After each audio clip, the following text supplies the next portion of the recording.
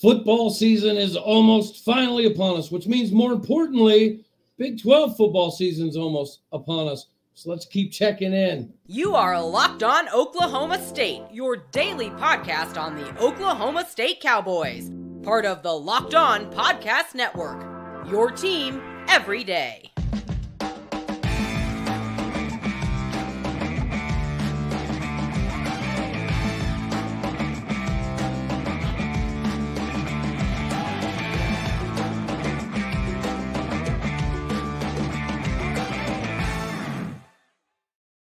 Howdy, y'all, and hello, all. Welcome back to Locked On Oklahoma State, your daily stop for all things Cowboy and Cowgirl related. My name is Cody Stovall. I want to thank you kindly for stopping by to make this your first listen here on Locked On Oklahoma State. But of course, we're available on every single podcasting platform as well as visually on YouTube. You can find me personally on Twitter at AllDayOState. So we recently got to talk with Locked On Buffs host Kevin Borba to welcome in the newest member, but now we get to kind of shift gears to a new member that's actually going to be competing in conference this season, and it's a big one. In my opinion, it could have a lot of meat and taters behind it come the end of the season. Ladies and gentlemen, let's welcome back in Big 12 Mafia Mondays, my guy, Nathan Bomber Brown. What's up, buddy? Hey, how we doing, Cody? I've missed you. It's been about a month or so I'm glad to be back. Dream. I'm just trying to help fly that Big 12 and on flag as high as I physically possibly can. I got you. Of course, it's been good. But before we get to all the good stuff, I see you out there making moves. I see you out there doing stuff. Congrats to how you've been working on your craft recently. But real quick, I got to put you on the hot seat. Okay. When BYU comes to Stillwater, Oklahoma, do you think that it could have some major implications one way or the other? And two, I'm going to go ahead and ask for your way too early prediction. I'm going to do that to you right now.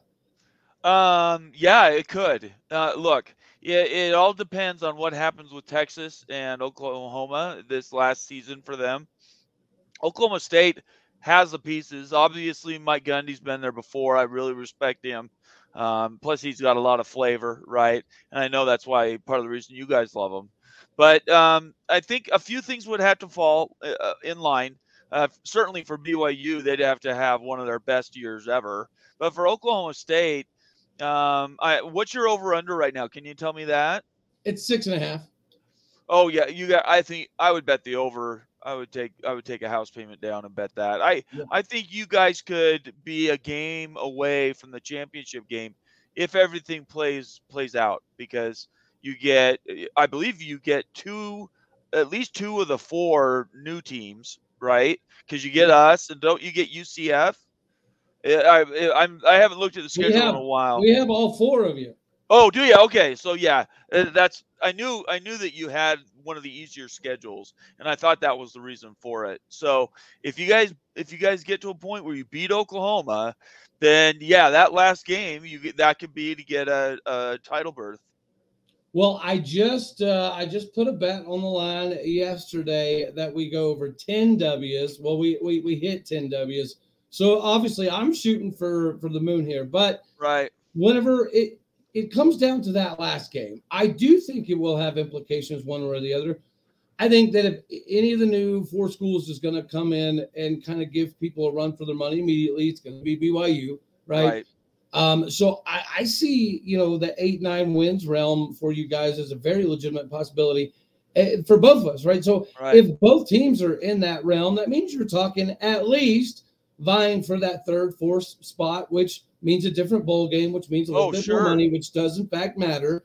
Yeah, dude, I really do think that it could be worth something. It makes me nervous for it to be worth something because, it'll likely then be a night game in Stillwater. It'll be y'all's first flavor of coming into town. So, yeah, man, I hope it does. I think it will have some implications, but those implication games, last game of the season, that always make me nervous, buddy. They really, really do.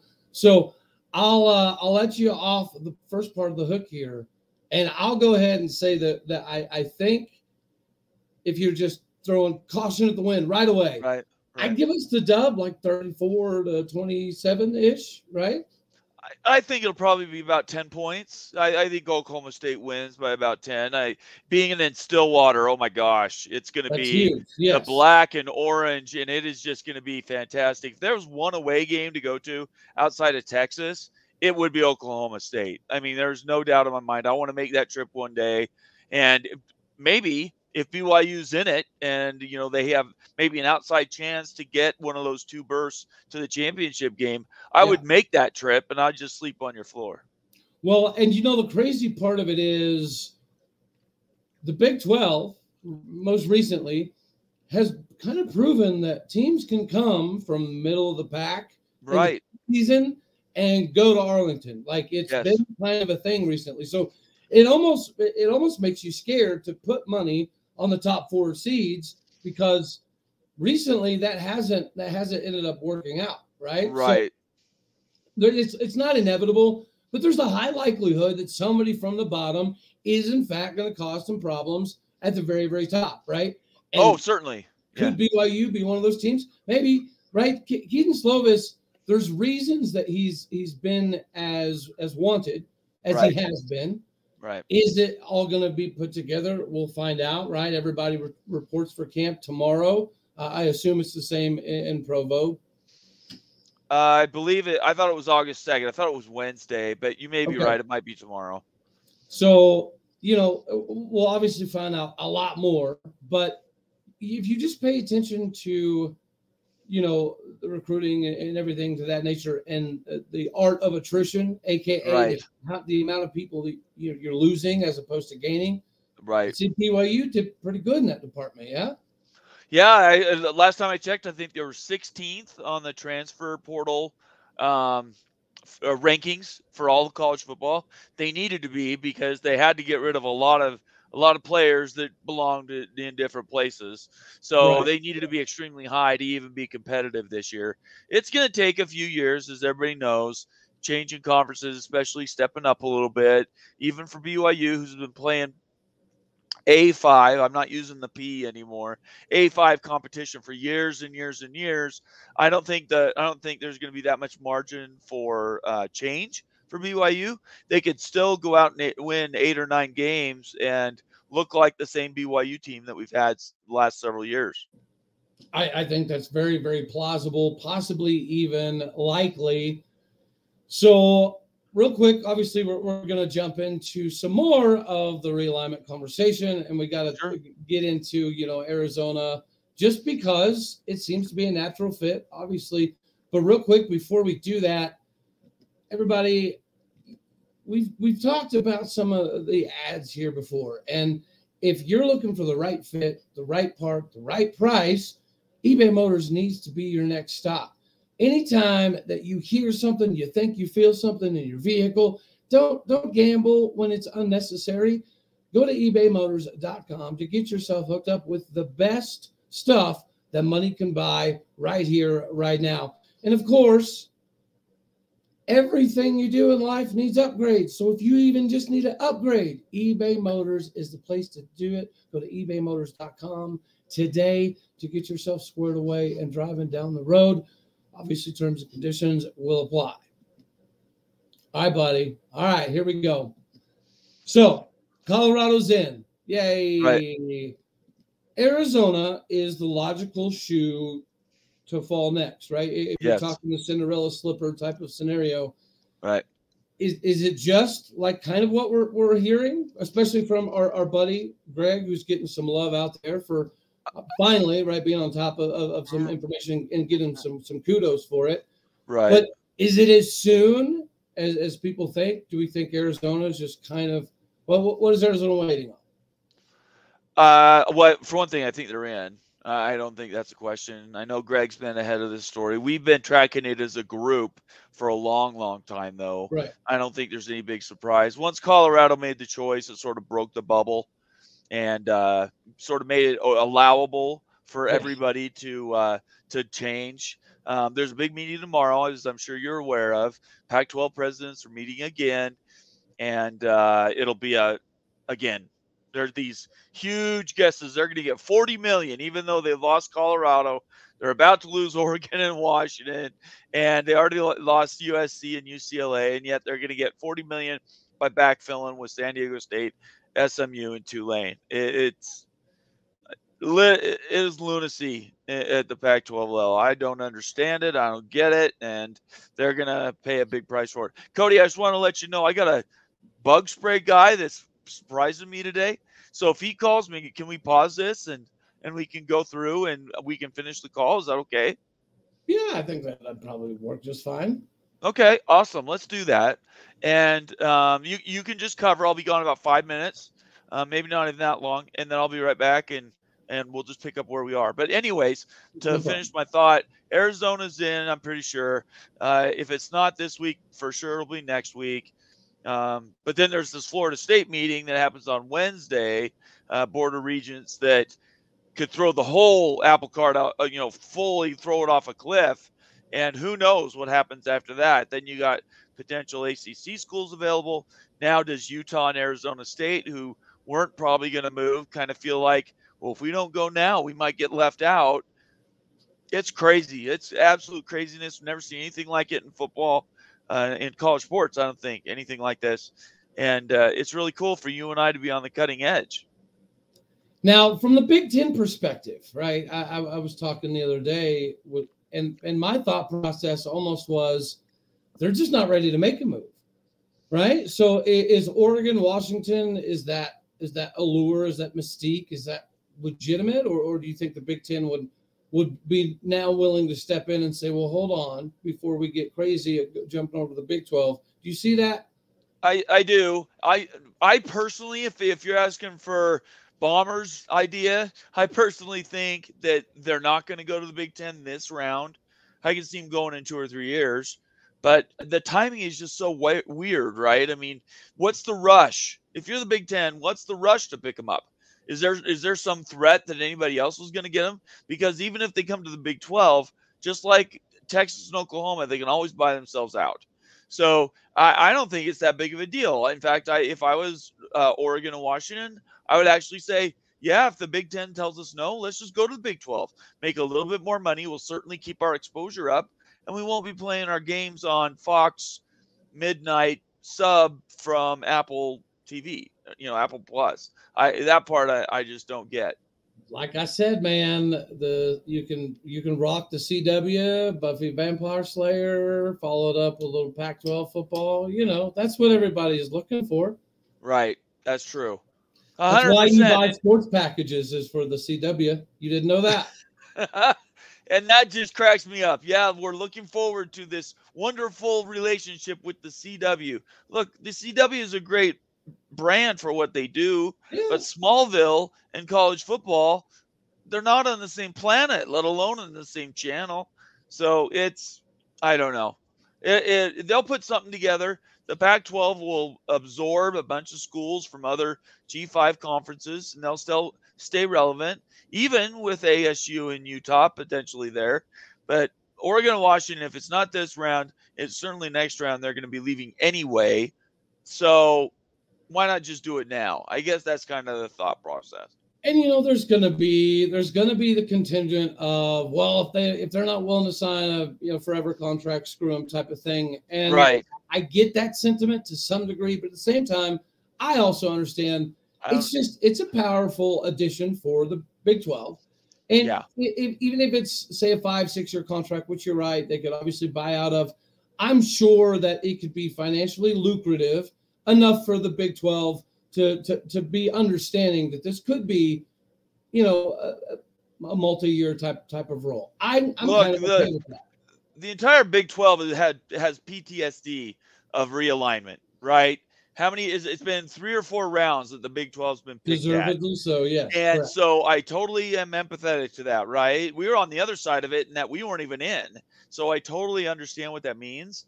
But this is just, and I hope anybody who's watching your show right now will figure this out. Look, if they come in, they're probably going to bring more money with them, which means the entire contract goes up. Yeah. And when they leave, does that money go back down? No, it doesn't. So the money stays up at the level that they were at. And as long as they can resupply with that as valuable of talent, then at the end of the day, the contract's going to be more money. They'll be gone. So you won't have to worry about them being around and haunting you. And they've raised the profile for the entire conference coast to coast for even 2 or 3 years. It's like a fire sale. There's no reason not to do it. Well, and you can look directly at the Big 12 by itself, just because recently everybody thought that when OU and Texas left, the Big 12 was going to fall apart and financially we were going to fall in this massive crater. And yeah, obviously you take a little bit of a hit, but it wasn't anything like what this massive devastation was said it could be. So yeah, I do think that there's already, a good case study out there at this very moment for that exact thing. If you do bring them in, Oregon, Washington, whomever it may be, and let's say they go to the Big Ten in a few years, if they bring X amount of dollar bills, say it's an extra $9 million per school, $11 million, whatever the number is, right. You're right. As long as the product continues to be good, you're probably not going to take that big of a haircut as we just saw with OU and Texas leaving. Exactly. And look, they went up. There's more money in the kitty than there was before. So now part of that, everybody needs to be very clear. You took 2 prestige brands, replaced them with 4 schools. So even though it went up, we have to put that into there's 2 more teams. So it's not like it's, all these schools came in and brought billions of dollars with them. So let's be very fair to Oklahoma and Texas. Their requisite values are higher. But still, we're talking about the Big 12 conference. OU and Texas can go fly a kite. That's how I look. That's how I look at them bunch of buttercups running around. All right, man. So let's go ahead. Let's shift gears now because we see the next thing, other than obviously Wildcats likely being on the prowl, it only being a matter of the ink drying type of scenario. In all of this, right? If you're talking about Oregon, you're talking about Washington, whether it's long-term, short-term, does it squeeze a team like Utah out of the picture? Like I like to give the Utes a hard time, right? Some of their fan bases kind of annoying to me. Wild Ute's pretty legit though, so he's pretty fun. But realistically, like this isn't throwing shade or calling shots anymore. Is it potentially possible that they could get left out of the picture? Because if it's going to be Oregon and Washington, we're hearing UConn's probably a done deal. So where does that put Utah? I hope UConn isn't. Look, I got a show tomorrow with some UConn friends that I really have grown to love. They're great guys, and the program is magnificent. The football was down for a while, and that lowered the profile for the entire athletic department, unfortunately, because that's all anybody looks at. But in my opinion, I don't think they should pick up any other G5 schools this round. There's no rush to, because they're going to be there anytime you want them. Why buy them now when you can buy them for the same price or maybe even cheaper down the line? There's no compelling reason to bring in basketball brands on a football realignment play. Doesn't make any sense. I know Yormark wants to do it, and Yormark is God when it comes to this stuff. But this, I think, could be a huge mistake, and I don't think he has the votes. I just don't think it's going to happen. Hopefully, I'm crossing my fingers. Man, I'm almost the other way there. I really am, because I do think that they can capitalize off of the situation with the ACC being an unstable market at the moment from a recruiting perspective. Yeah, dude, I see UConn as a pretty decent addition. And again, you don't think about basketball first. That's fine. I agree there, because football does drive everything. Yeah. Right. But I mean, UConn's been decent before. If they can capitalize on the instability that the ACC is now presenting itself with, I don't see it as a bad move. Now, again, this is not me in any way saying I prefer UConn over Utah. I'm just saying that if it's already somewhat of a formality, isn't Utah now hoping that Oregon and Washington don't come to the Big 12? Of course, absolutely. They want them all to stay. They want to keep that 8 schools together. Somebody's here. I'll be right back, Cody. Stall for me for a minute. All right, buddy. No problem. Yeah. So from my perspective, when it comes to that, I think it's, I don't know, I think it only makes sense. It only makes sense that if you're looking at the realm of what we need, we're not at a place where we're reaching. We're not at a place where we're grasping for straws by any stretch of the imagination. That's just not how it's going to be. So if that's the case, I don't think it really matters who we add. It could even be at San Diego State. I know Bummer mentioned, G5 or A5, however you want to classify it. I wouldn't even necessarily go that far because UConn's not that far away. UConn is at a better spot when it comes to being a legitimate P5, I would say, than a Fresno State or a Boise State or even a Memphis. And y'all know, at some point in time, I thought Memphis was a better candidate than even a Houston. You cannot deny the Fertitta money. I understand that. And the more you dive into it, right, Houston's going to have some success if we're talking about basketball. Houston isn't exactly quite the blue blood that you would consider UConn to be, sure. But they add a lot. So if they can catch up on football, like we're familiar with the fighting Red Bull addict Dana himself. We get it. There's some mystique there. There's some allure there. Now, if they can get it to where their players aren't punching each other on sidelines, offensively, you knew that Dana could always do some stuff, right? So the concern was always on the defensive side of the ball. Would Dana Holgerson get his teams playing right offensively to be ultra competitive? So if we're going to be talking about UConn, there's potential for football, just like when it comes to Houston, there's potential for football that's backed by a little bit of basketball. And, I don't know. I see it. I see it working out, whether we grab UConn or we don't grab UConn. But now, again, I'm not talking crap.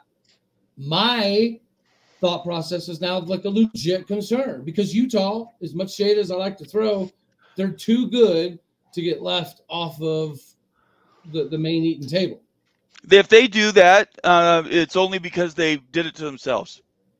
I think Mark, what did we hear this last week? There's only 14, right? So there's only 2 new slots. So you better hurry up to get that 14th slot when everybody knows that if Utah or Washington or Oregon walk up, knock on the door, they're going to get let in. So I think that's just leverage, right? They're trying to use their skills as best they can to leverage people to make a choice so they're not left hanging. The only other thing Yormark could do would put a time on it, saying, we're going to shut it down. If we don't hear by X date, we're going to shut it down. We're going to play the football season. We're not going to talk about realignment again. And then that would sort of tell everybody to just sort of take a deep breath, step back, and let's see where we are. Maybe they can do some small negotiations through the winter, through the fall, but then the winter time is when things would heat back up. But I don't think that's going to happen. I think Arizona's going to go quick, and then I think we're going to get 2 more. I don't know, man. I think you're underestimating the UConn perspective. Brett's from that area. He's very, very in love with the idea of Rucker Park hosting stuff, as we just did recently in a Big 12 event, right? Right. But I don't know, man.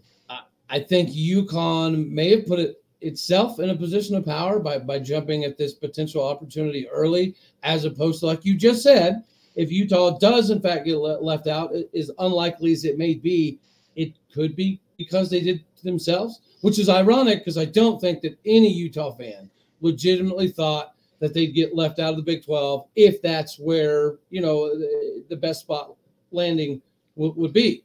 Well, let's look at it the opposite way. Say they're using you, and I hate this. BYU is used as leverage for decades, right? If you don't join now, BYU's going to come and take your slot, that type of thing. They did it at San Diego State, they did it to SMU. I hate the fact that these schools that have a lot of disadvantages are taken advantage of by these bigger brands and conferences because they have all the power and the control. UConn definitely could be being used as leverage to say, hey, Utah. Let's pick Utah. Yeah. You either come with us now or whatever that date is, and if you don't, we got Cinderella sitting right over here. But I think all along all this basketball was to show the rest of the country that the Big 12 isn't just one sport, right? Football is extremely important. That's where all the money is. It's where all the prestige is. And I just find it hard to believe that these football brands, that there are brands in the conference that play football that are really good, are willing to sort of eat it just to pick up a couple of basketball schools that, frankly, what else do they bring? I mean, they have nothing. There's no other value add outside of that one team or two teams. In UConn's case, you got the women's set as well, which are, obviously national champions 40 times or something. But it isn't enough. They're going to be there in 5 years. They'll be there in 3 years. What happens if, let's do this exercise, 2026, and I'm going to get a sign made on Etsy, I think, that it's just going to say 2026. It'll have backlights. It'll be really pretty, and it'll flash. And the purpose of that is to remind everybody that the new negotiations for 2026 start yesterday. They're already starting to talk about what that new playoff format is going to look like. And if that is looking like the conferences with the most best teams are going to be able to freeze out schools or conferences that don't have them, you could have a TCU pulled to the Big Ten. You could have an Oklahoma State go to the Southeastern Conference. There's no reason those things can't happen. So Brett Yormark needs to do everything he can to back secure football.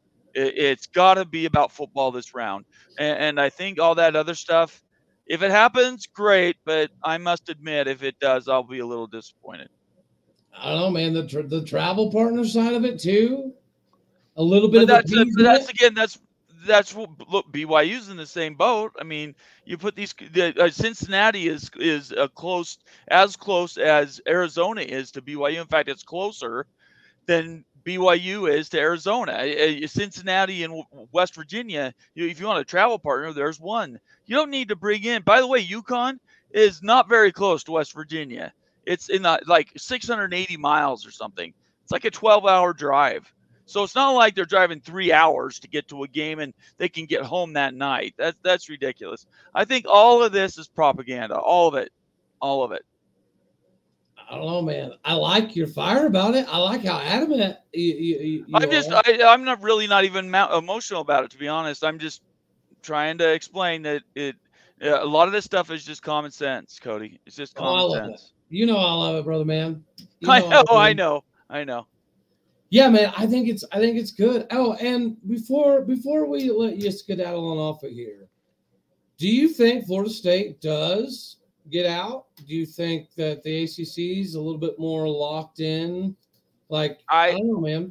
There seems to be a lot of craziness going on there. I do think Florida State, depending on what happens with the Board of Regents on Tuesday, unless they run into some big sort of headwinds. They found out by doing this research on their different teams and their Board of Regents teams, and somebody comes back and reports, this just isn't going to work for us for X, Y, or Z. We couldn't get enough money, or we couldn't make it so that the legal arguments really would hold water. But something just occurred to me this morning in the shower. It's like, wait a second. Nobody's seen this grant of rights this mythic grant of rights that's in wherever it's at there in North Carolina or whatever for the ACC. I haven't had anybody actually confirm to me. Do we know if just Florida State leaves, does that necessarily break the grant of rights? Because I know we've assumed that that's the way it is with all these others. Maybe theirs isn't. So if Florida State and Clemson or whoever might escape, and that still would keep the others locked in. They'd have to sue to get out and pay a fee. So, ESPN's short of money. I really find it hard to believe they're going to negotiate with a school just to leave so they can go to let's say the Big Ten. They don't have any part of that Big Ten contract. You want to go? You're going to write us a hefty check, $500 million or something. We need the money because Disney wokeism is running us into the ground. So that seriously, I think we need to watch. And my personal opinion is Florida State's going to do everything it can to make it happen. I dig it, man. I dig it, brother. Well, I think that's all we're going to have for this one. Please do me a favor and make sure you let the fine people out here know how they can find you, get a hold of you. Right. Okay. Well, thanks for having me first, Cody. I apologize for having an interruption. I didn't know they were coming today. For my shows I have two of them: Big 12 Mafia and The Holy Rivals on YouTube. You do searches and we'll pop right up. Or on Twitter, we're at B12 Mafia underneath my name there, or at The Holy Rivals. And both those are active. Tonight we have a show at 8:30 Eastern. It's going to be all realignment all the time, Florida State, Arizona.